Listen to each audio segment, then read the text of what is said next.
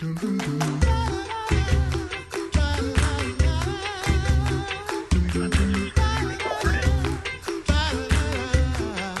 back to the Coffee Hour. I'm Sarah Gulseth. And I'm Rachel Bomberger, in for Andy Bates. Thanks for joining me, Rachel. Oh, thank you. We get to go to our favorite state, or at least my favorite. Is it your favorite state?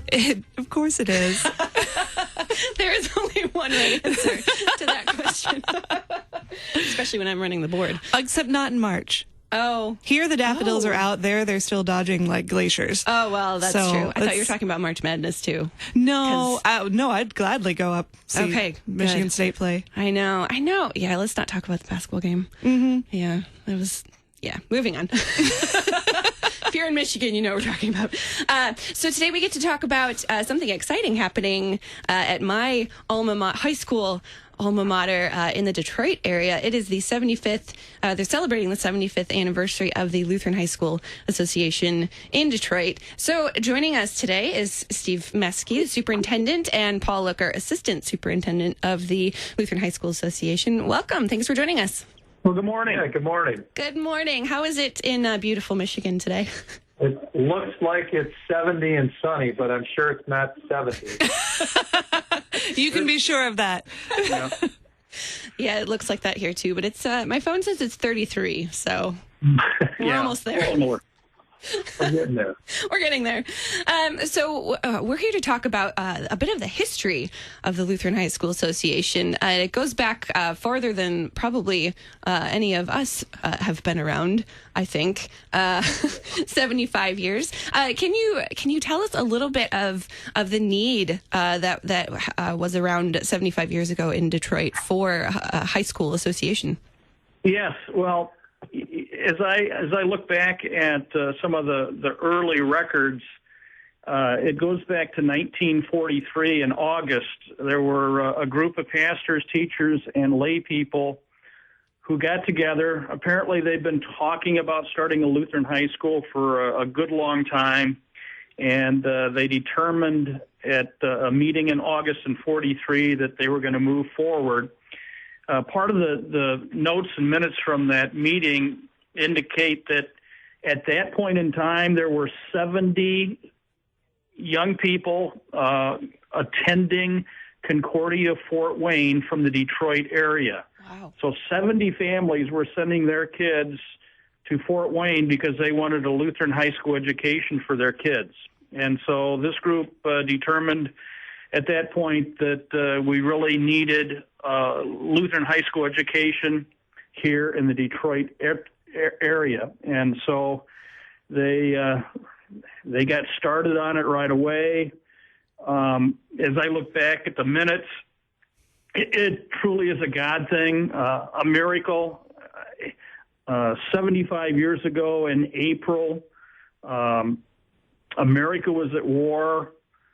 There was an outbreak of the polio epidemic, and in April of 1944, that group had put a down payment on a lumberyard building for their school. They had a balance of $600 in the treasury.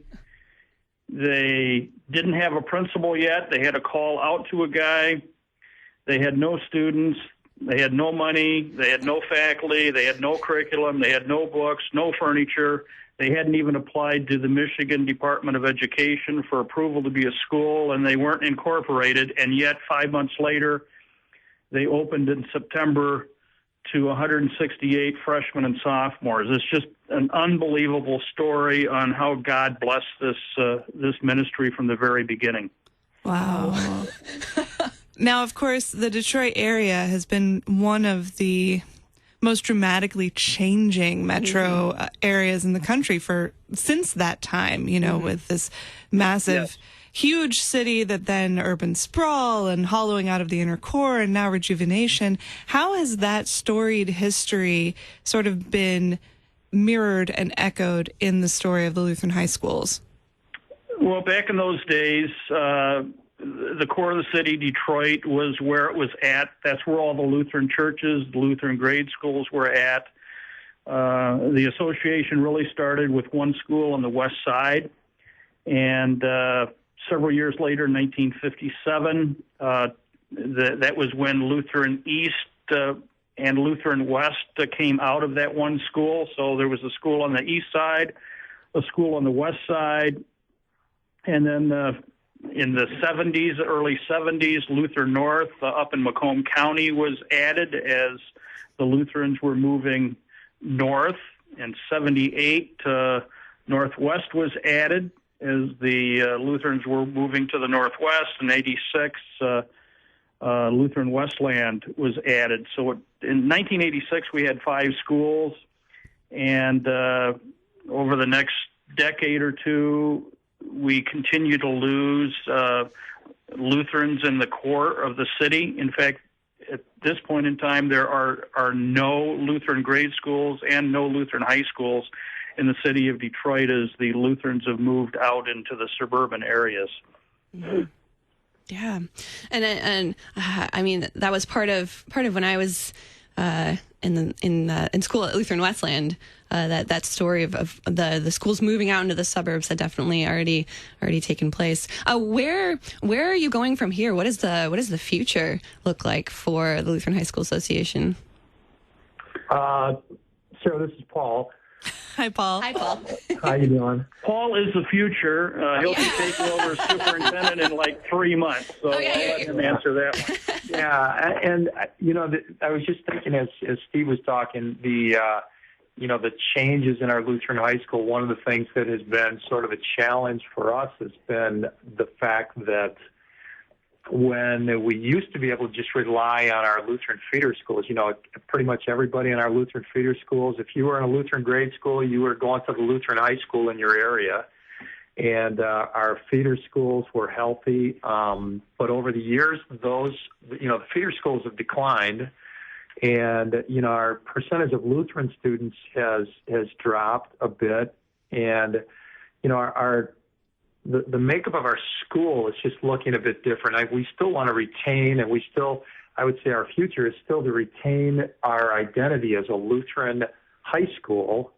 But we're going to look a little different, and we are going to have kids coming from different denominations, non-denomination, Catholic, Baptist, Presbyterian, whatever. And we're just going to look a little different. We're going to teach the same thing. We're going to have the same values, the same goals. And we're going to see how we can get into the community beyond our Lutheran churches and feeder schools to provide a Christian education. That's probably our biggest challenge going into the future, to, again, not only continue to be the place where our Lutheran grade school kids go, but to figure out how we get this message into the community to people that don't hear about us all the time in church, because we're connected with our churches and feeder schools. How do we get the message out into those kids that are in the public schools and families that are in the public schools to be aware and, start to develop a value for the Christian education that we offer? Now, so what I've heard you telling me in this story is that where the Lutherans go, the schools go, and that those schools are something special, and not just for Lutherans, for anyone. Yeah, that's one of the myths that we've had to. We look, within the recent 5 to 10 years, we kind of looked at what are some of the myths that we have to break, and that's one of them. That I'm not Lutheran, so I'm not even going to think about the Lutheran high school. Yeah. What is it, though, about Lutheran high schools that are so special? Well, we were talking about, the easy answer would be, and when I say easy, I don't mean it's not significant. And the most important thing that makes us special is the foundation of faith. Mm-hmm. And the fact that our staff, that our organization is, the foundation of our organization is built on the faith that we have in Jesus Christ. And obviously that is something that has always been and is never going to change. Beyond that, what I think makes us special is just the uniqueness of offering programs for students that struggle a little bit academically and yet at the same time, we can point to the fact that we have kids that have 34s and 35s on their ACT, off the charts on test scores. They're getting millions upon millions of dollars in scholarship to some of the top universities in the country. And they're doing incredible things as graduates in their profession, some of which are radio personalities, all kinds of things like that. And yet we still have a place for, I still love to tell the story about the family that they've been in the church, whether it's the Lutheran church or whatever church it is. They've been, the church has been so important and vital in their lives. And their kids, maybe they're not going to get a 35 in their ACT. Maybe they're not going to be a 4.0 and take AP classes. They're going to struggle. They're going to walk into our buildings maybe as C, D type students and just have to work their tails off to just get the C average. And we have a place for those kids where they can flourish and they can be a part of drama and music and sports. And they're not going to be pigeonholed into you're this category of student and that's all you're going to be. That I think makes us unique. And that's been a challenge for us to look at how we approach that. And I think it's a lot for us to bite off, but it's a worthwhile mission. Indeed. Absolutely. We're just about out of time. So congratulations on 75 years and also on your retirement, Steve, this year. And God's blessings to all of you in the rest of this school year and looking forward to next year. Steve Meseke, Superintendent, and Paul Looker, Assistant Superintendent of the Lutheran High School Association in Detroit. Thanks so much for joining us today on the Coffee Hour. You're welcome. Thank you.